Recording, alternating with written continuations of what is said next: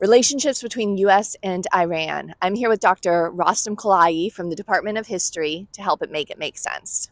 What was the relationship between the U.S. and Iran prior to 1979, and to what extent did the U.S. contribute to Iran's nuclear program? So when Trump ordered a military strike on Iran's nuclear program last month, he was confronting a situation that the U.S. had set in motion decades ago. Starting in the 1960s, the U.S. planted the seeds of Iran's nuclear technology program. So there was an American program called Atoms for Peace, and it was designed to share nuclear technology with U.S. allies who were eager to modernize and to modernize their economies and to move closer to the U.S. in a world divided by the Cold War. And shortly after Iran received its first nuclear reactor in 1967, it signed the Nuclear Non-Proliferation Treaty, which meant it had to forswear nuclear weapons and to keep its program for peaceful civilian purposes. As of today, Iran is still a signatory to the treaty. I should probably step back a little to say that before 1979, Iran was governed by a secular, pro-US, pro-West monarch named Mohammad Reza Shah Pahlavi, also referred to as the Shah.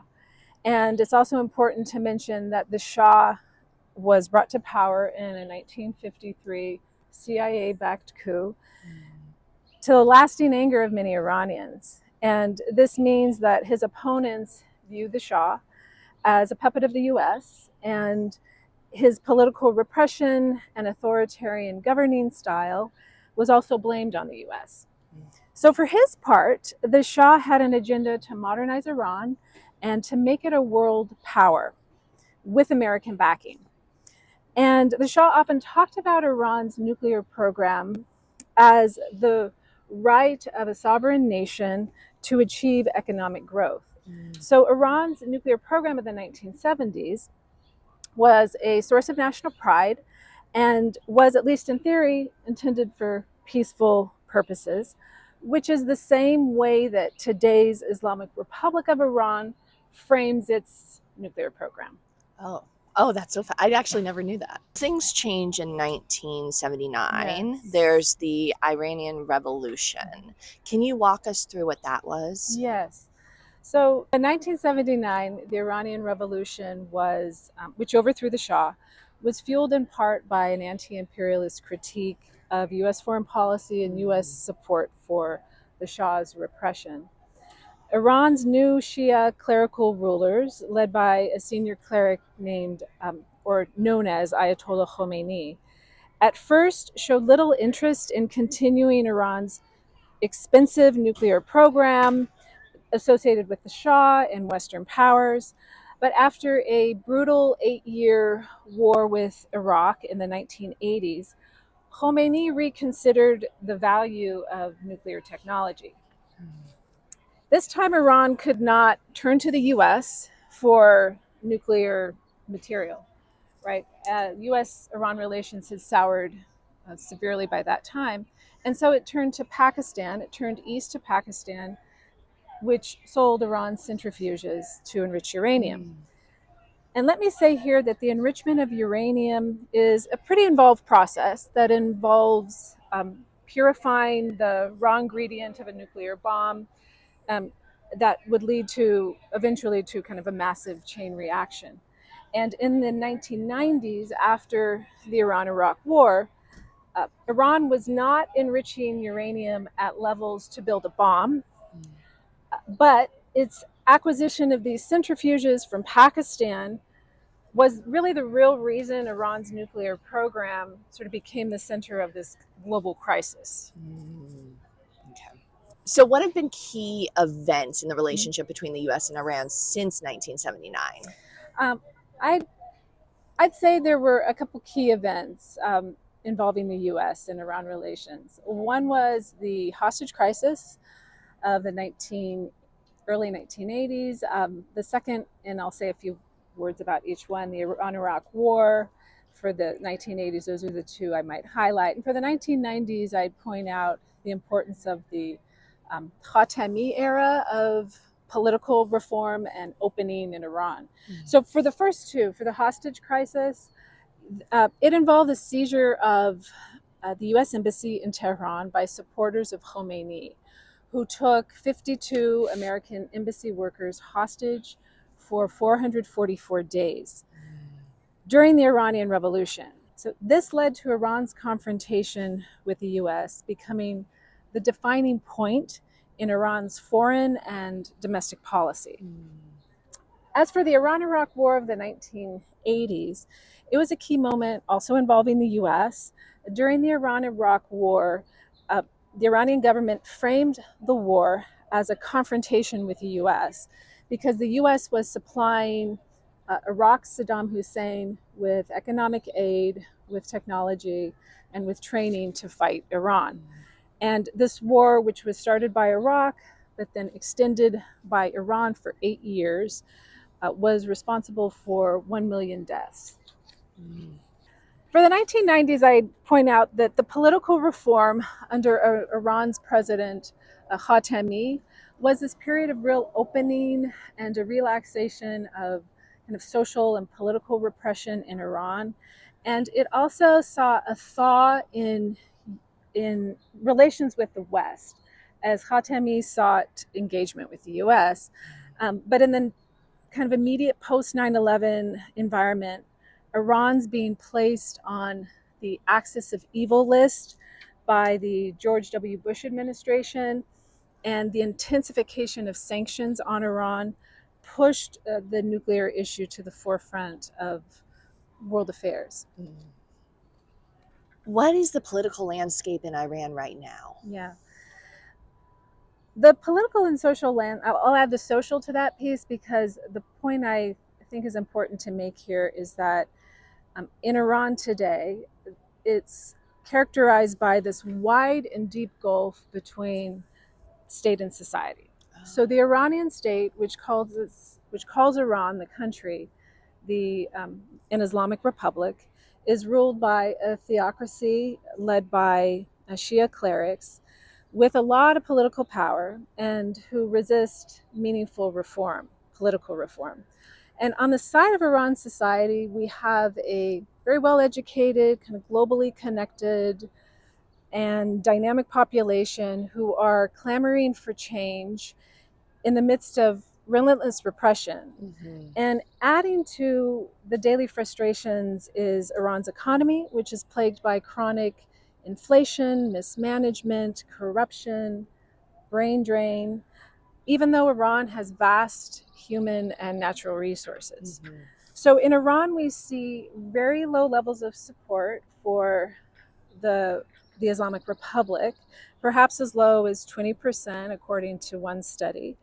But the majority of Iranians are not organized under a single opposition ruler or movement, Mm-hmm. nor are they armed or willing to die to overturn the government, as many Iranians did in 1979. Mm-hmm. So the Islamic Republic appears to be vulnerable, but not at risk of kind of immediate collapse, Mm-hmm. even though most Iranians would like a more tolerant and representative government. Mm-hmm. I am curious when you say that there's kind of a broad range of issues that's making it hard to coalesce to challenge the government. Like, what are those ranges of issues? Yeah, I mean, I think they are coalesced, but the political repression has not allowed. I mean, so I think they do agree that the economy is making daily life really difficult. Mm-hmm. They do agree that the political and social repression needs to end or at least be relaxed, Mm-hmm. and the political process opened up, and the press opened up. And they're kind of tired of this rhetoric and propaganda that they've lived with for the past 45 years that's very anti-US, anti-Israel, anti-West. Mm-hmm. And they understand that Iran has really more pressing domestic issues, and that all this attention to its kind of foreign sort of enemies is really kind of empty. Yeah. But because of the political repression, right, there isn't a a, an organization or a movement that can be allowed to kind of form and Yeah. organize and flourish. What are the methods that the Iranian government uses to kind of suppress political freedom, if that's the right word? Well, there's censorship, there are arrests, there's torture, there's executions of Mm-hmm. perceived political opponents. There's not always, even though Iranian law um, requires due process, the due process is often not really very robust. Mm-hmm. Um, and so these are really, serious intimidation tactics, Mm-hmm. and um, and they affect people's lives. Yeah. Ha- what are the have there been any moments where there has been hope that there might be political formation that is able to confront the government? Have we seen anything?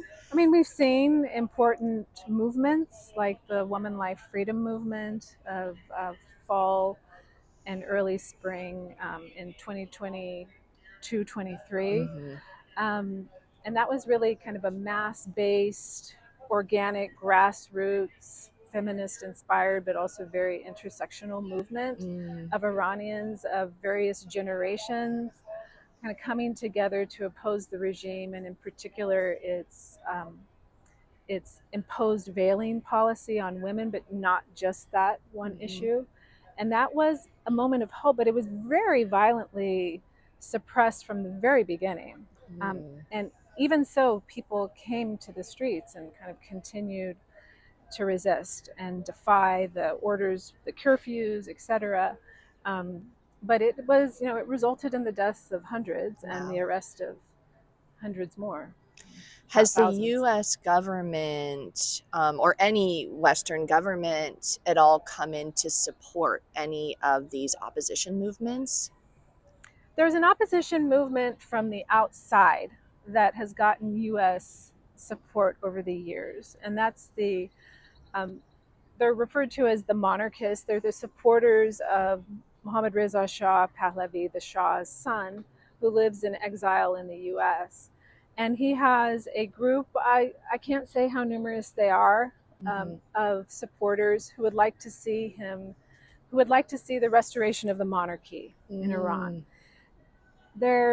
It's not exactly clear how much support that movement has or that campaign has in Iran. Mm-hmm. It doesn't seem to be a lot, and so it it's not taken so seriously outside of monarchist circles as a real viable replacement for the Islamic Republic. Yeah. And I can see, I think, particularly with the history you laid out, with such a backlash between 53 and 79 of the US seen as interfering, and as that being a negative impact, that the US might be hesitant to interfere, that there might be a negative. I'm thinking about other revolutions, right? In the debate Right. within the US about, do we cause more harm or do we help when we actually try to support other groups? So what strategies have been taken to try to prevent Iran from developing nuclear weapons?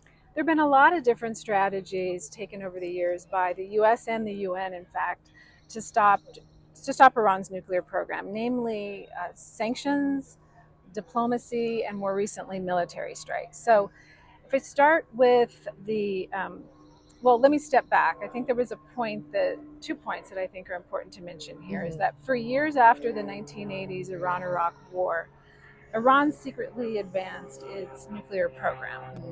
And then Iran's nuclear facilities were revealed to the world in 2002. And the US and its European allies demanded that at that point that Iran stop enrichment. Mm-hmm. And so they did a number of different things to try to stop enrichment. I mentioned first sanctions, and the sanctions were already in existence right after the Iranian Revolution during the hostage crisis. Carter imposed heavy kind of economic sanctions on Iran. Mm-hmm. And so, added to that, after 2002, were more economic sanctions, technological sanctions, and military sanctions. And Iran today is one of the most heavily sanctioned countries in the world. And the sanctions were designed over the years to kind of squeeze Iran's economy and also create, or rather change, Iran's government to one more amenable to the West. In the novel approach, to add to the sanctions approach, took place in 2015 under Obama, and that was the diplomatic approach. And under Obama, negotiations with Iran produced what's called the Joint Comprehensive Plan of Action, known as the JCPOA. And what the JCPOA did, so Iran and the US and the Obama administration signed this deal in 2015. In exchange for sanctions relief, the JCPOA placed limits on Iran's uranium enrichment, on the stockpiling of uranium, and on the number of centrifuges that it could operate. Then, during the first Trump administration, the JCPOA was thrown out, and Trump imposed more sanctions on Iran. And just to be clear, in pulling out of the JCPOA, Trump stopped a program that assured Iran's uranium enrichment did not reach levels for a nuclear bomb. And then when we move closer to the Biden administration, during that time, Biden took sort of the same approach as Trump. He wasn't interested in kind of returning to the JCPOA and continued the policy of levying sanctions on Iran. What, again, going off script here, That's fine. but what are some of the arguments? Like, sorry, let me start this over. Why would we have pulled out of diplomatic approaches? What were the arguments against that? Right. So people kind of speculate on this one because it didn't make a lot of sense to a number of different analysts and people who knew the history of Iran's nuclear dispute and the world's dispute with Iran. People speculate that because it was an Obama policy and Trump had this strong kind of aversion to Obama, that it had to be canceled, right? That was his main, kind of motivation there. And it was something he campaigned on. It was something he did kind of soon after taking office. And there were also arguments made, I don't know how convincing they were, but that Iran was still kind of enriching at levels above what was allowed. And even though there were UN inspections, IAEA, International Atomic Energy Agency inspections of Iran's nuclear facilities under the JCPOA, that they were still kind of getting around. They were still skirting around things. So like a lack of trust. Yeah, so there was a real lack of trust. And this was being also pushed by neoconservatives in the US and by the Netanyahu administration in Israel to stop the JCPOA. Okay. How did Iran's leadership respond to the changes in the U.S. approach under Trump and then Biden? So after Trump canceled the JCPOA, Iran's leaders continued to enrich uranium and the level of enrichment. And then closer to Trump's second term, so they still continued enrichment. They kind of stuck with the JCPOA. Kind of the UN agency was still inspecting their facilities, but the enrichment continued without the limits, right? And then closer to the present day, when Trump's second term came, that gave the Iranian leaders kind of a false hope that they could make a deal with a U.S. president who bragged about his deal-making skills. And so what we see is that the U.S. and Iran entered negotiations over Iran's nuclear program this spring. 5 rounds of negotiations took place. Trump's representative was Stephen Witkoff, who had little diplomatic experience, little experience in world affairs, little knowledge about the intricacies of Iran's nuclear dispute. And after a few rounds of talks, Witkoff told Iran it could not enrich any uranium on its soil, period. Mm. And most analysts point out that this position was a deal breaker. And it was a deal breaker because Iranian officials had always argued that under the Non Proliferation of Nuclear Weapons Treaty, they have an inalienable right to have a nuclear program Mm. for peaceful purposes, right? So Iran would never agree to zero enrichment levels. So it was a deal breaker. Yeah. Do we know how much Iran's economy is, sorry, their energy system is relying on nuclear power too? I could also see Yeah. that being an issue, right? If they really are Yes. relying on this. I don't know if we know that. Yeah, I Yeah. can't say for certain. And when we're using the word enrichment, we mean anything that makes uranium usable. So Right. for peaceful. So enrichment can also mean peaceful means, right? That's Okay. right. Yeah. Yeah. Okay. Does it feel surprising that Israel and the US attacked Iran last month? So when Israel started its military strikes on Iran on June 12th of 2025, and then when the US joined on June 21st, it wasn't surprising for a few reasons. It was not surprising because Israeli Prime Minister Netanyahu had been calling for military strikes against Iran for quite some time. Mm. And Israel and Iran had, in fact, been engaging in targeted and somewhat limited strikes against each other since April of last year, of April Mm. of 2024, and continuing through October of last year. So, no, the Israeli military strikes weren't so surprising, didn't come out of the blue given this recent history.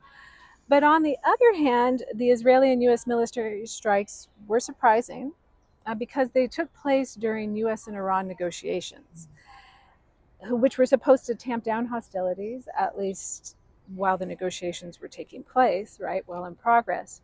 So, 2 days before the sixth round of negotiations started, Israel staged the June 12th attack against Iran with the full knowledge and backing of the Trump administration. And so, in other words, when Trump and Netanyahu's war with Iran started, the US was still negotiating with, in the middle of negotiations with Iran.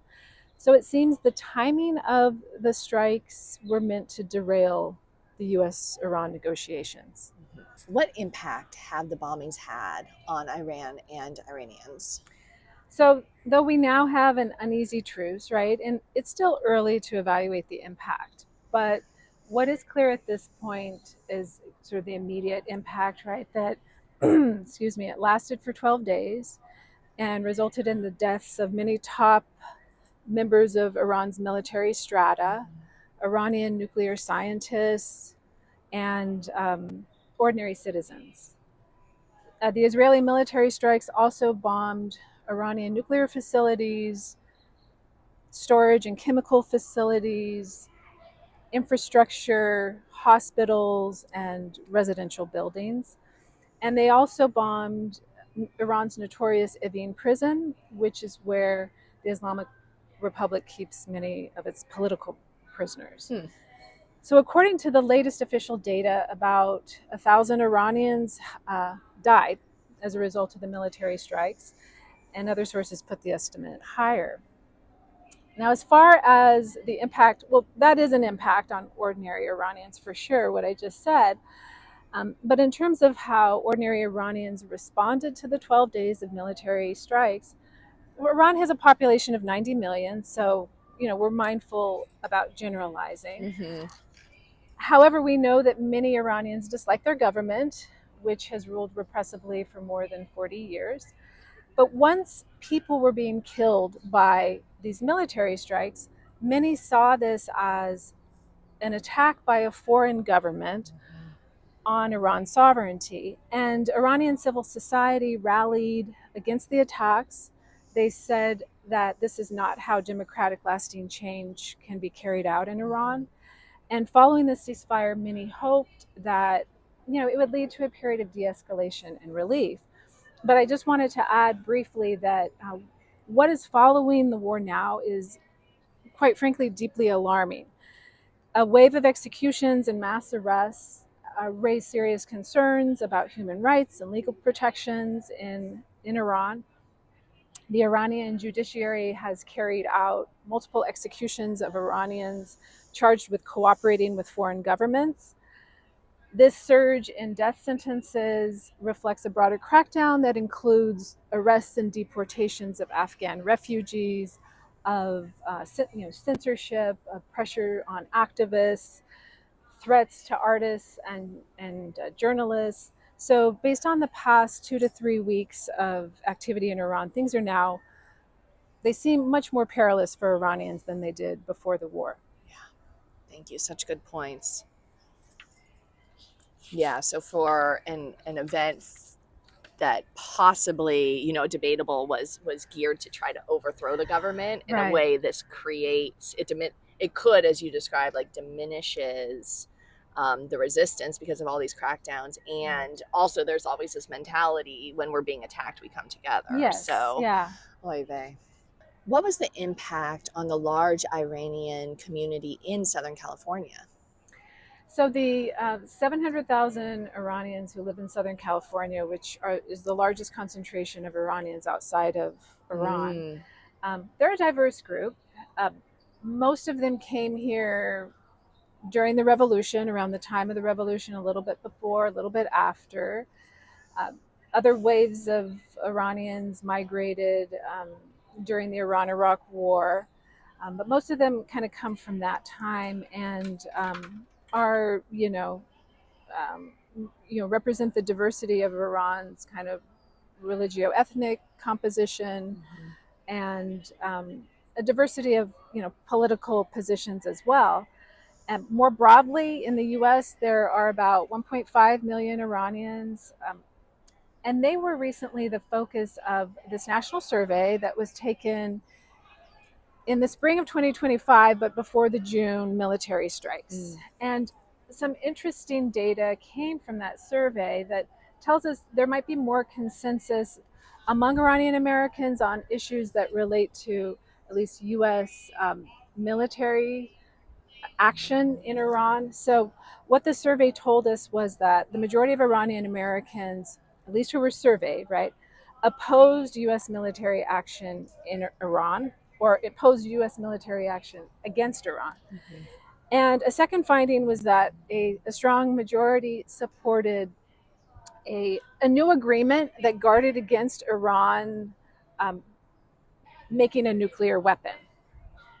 And additionally, among those who supported a new nuclear agreement, most said that their support was out of hope that it would make lives better for the Iranian people. So, based on such views, um, and we can assume that Southern California Iranians share similar views, right? Iranians in the U.S. were feeling anxious and definitely unsettled during the June military strikes, and they were worried about family and friends in Iran, and they were hoping for a quick end to hostilities. While some hoped for a negotiated settlement, others hoped for a quick regime change. Mm-hmm. What got you Yeah. interested in studying Iran and Iranian and U.S. relationships? Yeah, that's a great question. I'm the daughter of an Iranian immigrant. My father migrated from Iran in the 1960s. He came with an earlier wave of Iranian students who came to the U.S. during the 1960s, during the Shah's time. And he stayed in Iran, he stayed in the US rather, and met my mother. And so I'm the product of this kind of bicultural background. And I also grew up during the hostage crisis when the supporters of Ayatollah Khomeini during the Iranian Revolution of 1979 took 52 American embassy workers hostage for 444 days. Americans who were watching television during that time um, will remember how this story was a headline. It was the top story of the nightly news for 444 days. And they will also remember how, they might remember how Iranians in the US were also blamed for what some revolutionaries in Iran were doing. So it was a time of real kind of anti-Iranian hostility in the US. And as a child, I remember that, right, on the playground and Hmm. just, absorbing the culture around me. And so when I got to college, right, I was interested in this part of the world. I hadn't learned a lot about it. And I decided to major in Middle East studies Hmm. in college. And then I pursued my PhD in Middle East history in graduate school. And I think for me, really, the important part of teaching the Middle East to American students is to humanize the region, to humanize the people, in addition to like historicizing. What do we foresee for Iran in the future?